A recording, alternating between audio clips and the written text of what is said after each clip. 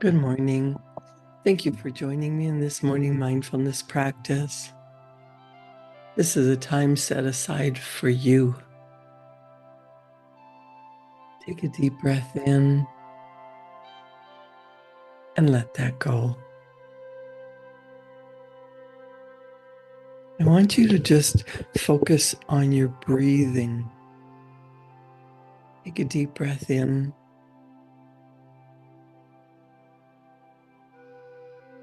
and blow it out. Take another deep breath in and hold it at the top for a couple of seconds.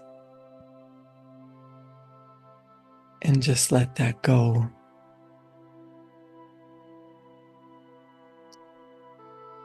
Focusing on your breathing allows you to start to control your mind, to just put it on the conscious present moment.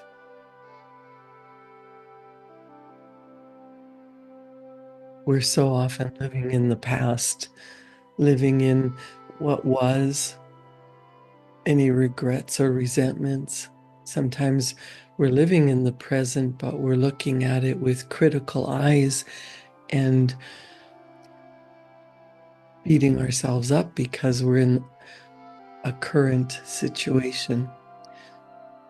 But all current situations, good or bad, whether you notice them or not, are based on previous thoughts, previous feelings, previous actions. The current situation is old news. You have some wonderful things that are going on in your life, and you have some things that you would like to change or prefer not to be in the situation. What if you looked at a challenge or a difficulty or a particular problem as something that once you get through it, once you conquer it, once you get on the other side of it, you will have strengthened your patience, your resolve, the way you look at things, your perspective. You're stronger now for having come through challenges and difficulties that some of them you might have thought were impossible. And yet here you are, stronger, better, more prepared for the next stage of your life because you went through some challenges, some difficulties. You solved a problem. You can feel great about that. And now going into the future, what are some things that you would like to take along because you know they're serving you well? Your increased perspective, your improved mindset, your strength, your leadership qualities.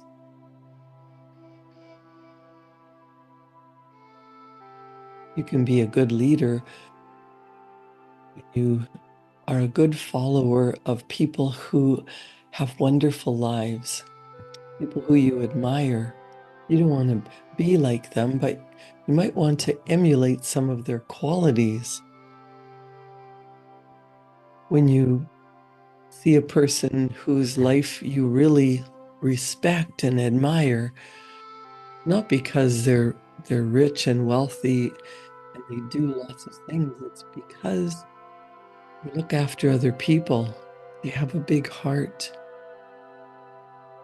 They make other people feel good about themselves.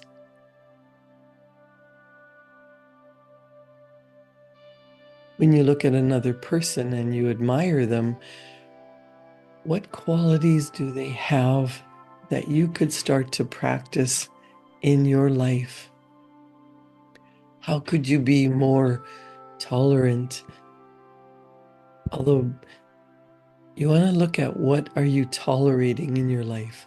Some things you're tolerating in your life You could give up. You don't want to tolerate anymore. What is your mindset?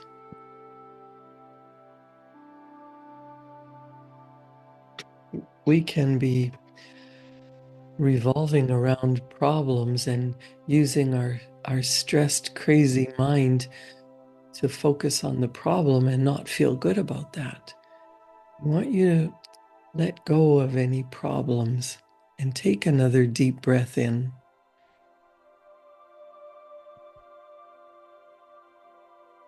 And let that go.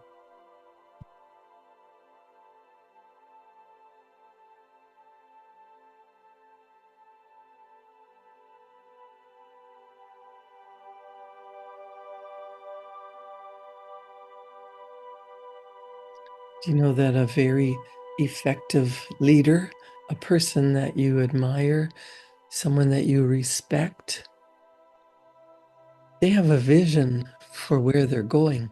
They know what they want, and they know that it's going to be better than a current situation. So they don't focus on how bad things are. They don't blame.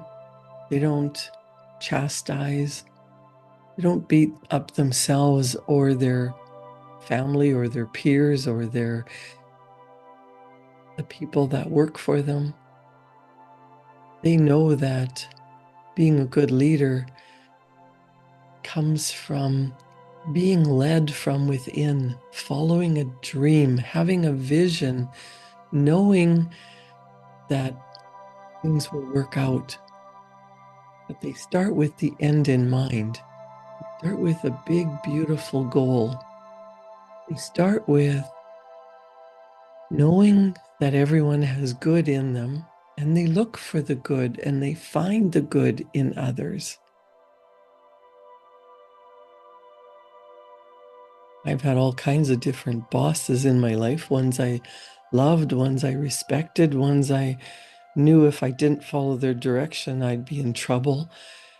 You know who you like to follow.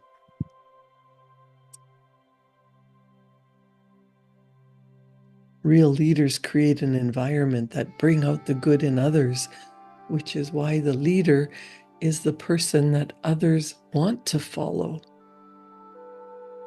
And an effective leader understands who they are, they take control of their own life, and they lead themselves in the direction that they want to go. They have self-control and discipline. They give themselves a command and they follow it. Effective leaders are not procrastinators. They make decisions quickly because they know where they're going.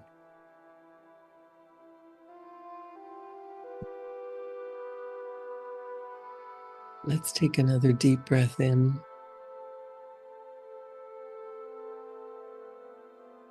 And quietly decide.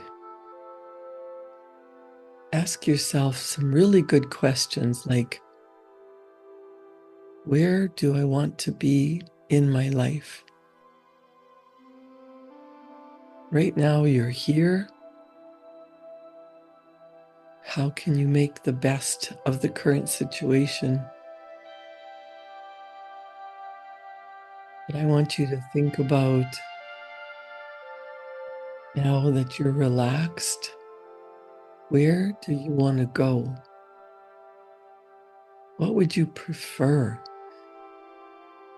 Not looking at a current situation and feeling bad about it, but looking down the road. Maybe a year from now, 6 months from now, a month from now, next week, or tomorrow. What would you love to have in your life? What kind of situation would you really enjoy? Would you prefer? If it's in your work life, ask yourself, what would I love to do? Maybe you've been telling yourself, Oh, someday I'm going to do that. Someday I'll get that promotion. Someday I'll retire. Someday I'll get a different job. What do you love to do? What would you spend your day doing that you would feel purposeful and passionate, whether you got paid or not? You know, the most successful people in the world are ones who love what they're doing. And because they love what they're doing, they're extremely well paid for it. The average person looks for a job that's going to pay the bills. What if you decided that you're going to do what you love because it helps people, it serves others, it makes you feel good. You love it and you're good at it, and you develop your skills and abilities and talents, and you serve others so well that you are amply paid. You have plenty because you are plenty. You have more than enough, and you lovingly share with the world. And as you share, as you do for others, as you do your work that you are passionate about, money is flowing into your bank account. Now your biggest problem is, how are you going to help other people?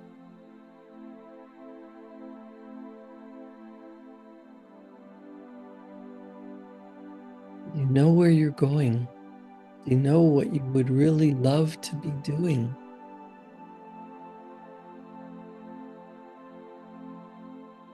Act as if your success is for certain. And the first step is to know where you're going and what it looks like.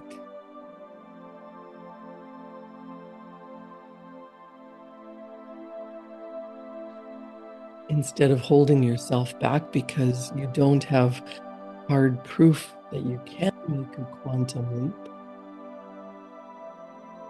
what if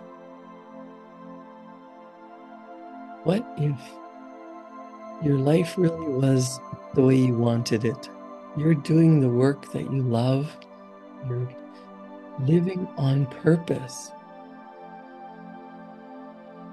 You've been leading yourself to this beautiful goal. You're leading from the heart. You know where you're going. I want you to take another deep breath and relax your body, relax your mind, and do a moment of daydreaming. If you're in a place where you can close your eyes, just imagine that you are at the destination already. The work that you want to be doing that serves the world, that you know will help more people. You're serving from the heart, and you're in love with the work that you do.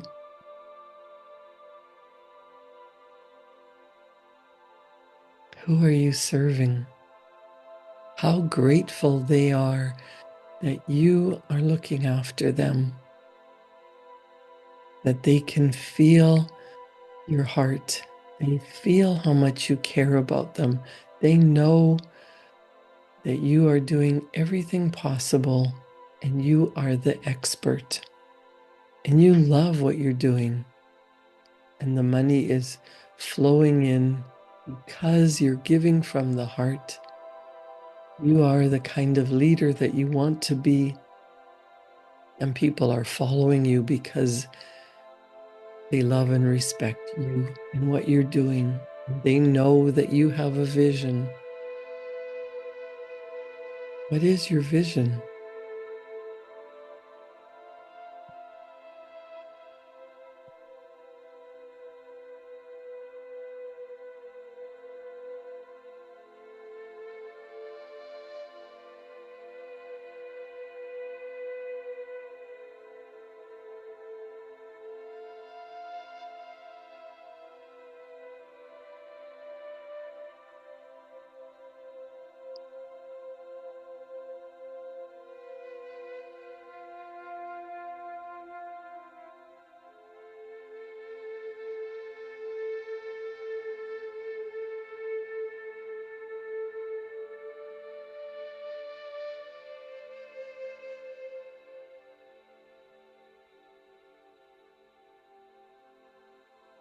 I'm going to read a chapter from Price Pritchett's little book, U Squared. It tells us to suspend disbelief and to act as if your success is for certain. Instead of holding back because you don't have hard proof that you can make a quantum leap, see if you end up with evidence proving that you can't. Just make the jump, act as if your success is guaranteed, and then see which set of ideas you should believe in. If you must doubt something, doubt your limits. You know, we've been trained with limits. We've been living in our own little box. We've been told what we're capable of, but that's just someone else's opinion. Your mindset for the moment may be flawed by doubt and skepticism. The idea of making a quantum leap in your performance, jumping from your present level of achievement to one several stages higher in one bold stroke, is an alien idea. It's because you haven't been trained to think that way. You may have definite reservations about the possibility that you can make such exponential improvement at all, particularly with less effort and in a very abbreviated time frame. All the experts agree, though, that people typically use only about 10% of their true potential. If we accept that argument, and even if there were no resources outside of you that you could bring to bear on the situation, you could still do 10 times as well as you've been doing. Your skepticism, which you presume is based on rational thinking and an objective assessment of factual data about yourself, is rooted in mental junk. Your doubts are not the product of accurate thinking, but habitual thinking. Years ago, you accepted flawed conclusions as correct. You began to live your life as if those warped ideas about your potential were true. And you ceased the bold experiment in living that brought you many breakthrough behaviors as a child. Now it's time for you to find that faith you had in yourself before. If you want to be skeptical of some ideas that truly deserve to be called into question, challenge the thoughts and beliefs that have argued against your taking a quantum leap. Put those old inhibiting ideas to the test by going for it with everything you've got. For right now, just suspend disbelief. You don't have to be convinced that you can succeed in making a quantum leap, but don't keep on believing those old ideas you've been carrying around about your personal limits. If it'll make it easier, hold off for a while on believing anything. Just act like you have complete faith. Merely do what you would do if you knew you were going to succeed. Behave like you have that total conviction. Price Pritchett tells us that doubt is what does the most damage. So don't give it any mental space. Proceed boldly as if it is completely inconceivable that you will experience anything other than a successful quantum leap. If you must doubt something, doubt your limits.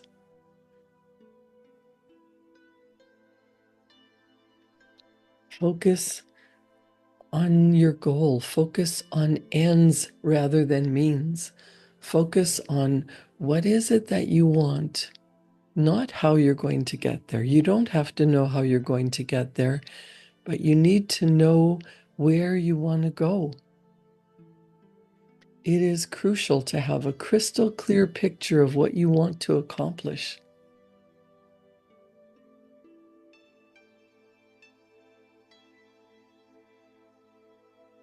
Operate with a sharply defined mental image of the outcome that you seek.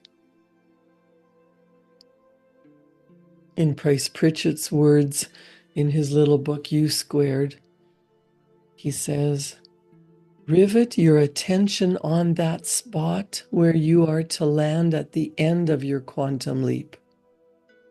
Visualize your arrival.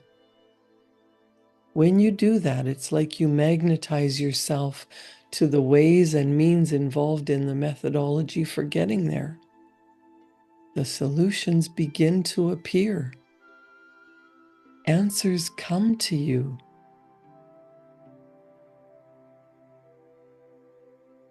If you start worrying about everything that will be involved in getting from here to there, you are bound to bog down in the questions about methodology. People always get hung up on the how-to aspects regarding a quantum leap. The key is not to get in the way. Skip it because the answers will come to you. And when they do, you probably will find them to be simple, streamlined solutions. See, a quantum leap is a move you're already prepared to make. You just haven't done it yet. You have the potential.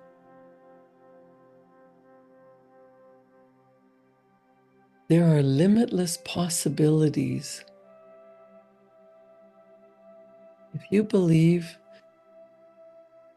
that there is an infinite, a universal mind, infinite, no beginning, no end, whether you're looking at it with a scientific mind or you believe in one God, no beginning, no end, that is infinite. If you believe that you were created by God, there must be a higher power, a universal intelligence. Do you believe that that spark of God energy is in you?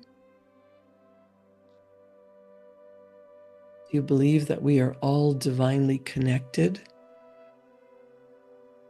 Maybe you understand that there is a matrix where everything is connected. Or maybe you can just think that there is no time or space because you know if you're thinking about something that hurt you 20 years ago, it's still hurting you right now when you think about it with emotion. There is no time or space. That wound opens up and you're hurt again and again and again as you think about it and feel it. That means you can think about the future, how wonderful life is, how you've come through a difficult challenge and you're on the other side. There is no time or space when you can emotionally get involved with what you truly desire and you can feel that sense of accomplishment. You can see the destination in your mind. If I tell you to think about the Mona Lisa, your mind instantly goes to that portrait hanging in the Louvre in Paris, France. If I tell you to think about your kitchen, you can mentally go into your kitchen and tell me what color your fridge is, where the sink is, what color the cupboards are. You're instantly taken to that place. Do that with your vision, a goal that you would love. If there is infinite potential and you have infinite potential, the resources are available, the opportunity is there. What has been missing is your decision to go for it. Price Pritchett says, maybe this will help you frame the situation a lot better. The quantum leap is something you've been keeping from happening. It's not something you have to struggle to make happen. You don't really force it into existence. You just let it occur. The key is not to get in the way. A quantum leap is the unexpected that comes to you with sudden grace. You can open yourself to such a breakthrough. You can even invite it, but you can't make it happen by struggling harder or insisting on first developing the perfect plan. Landing at your destination, making that quantum leap, getting to U squared is achieved through an intuitive, instinctive discovery process based on a sense of direction and pursuit. If you have the answers and the structure and certainty up front, then it's not a quantum leap.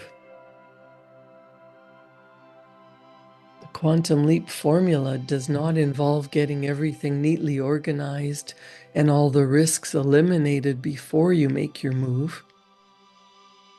There's an element of shooting from the hip involved here. Don't count on having all the procedural issues for the journey buttoned down before you begin the trip.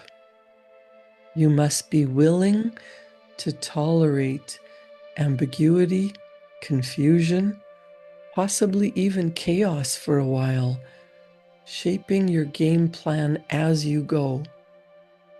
Allow some disorder in your life. If you get too concerned with the step-by-step plan of action to be followed, you'll find yourself brooding over the potential problems and roadblocks that could be encountered.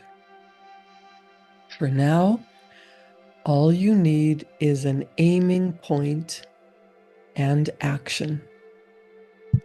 A quantum leap, by definition, means moving into uncharted territory with no guide to follow. You personally draw the map as you go. Look at it this way. You're not supposed to be concerned about what happens in the middle of a jump. You're supposed to be thinking about where you're going to land. Where are you going to land? Get that picture beautifully clear in your mind.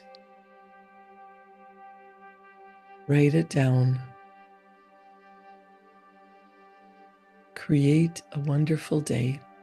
Thank you for joining me in this morning mindfulness practice. I'll see you back here tomorrow morning at 7. And for my clients, I'll see you back here at 9 o'clock, where we could talk about leading your life. Where do you want to go? Becoming the best leader that you can be. Thank you for joining me in this morning mindfulness practice.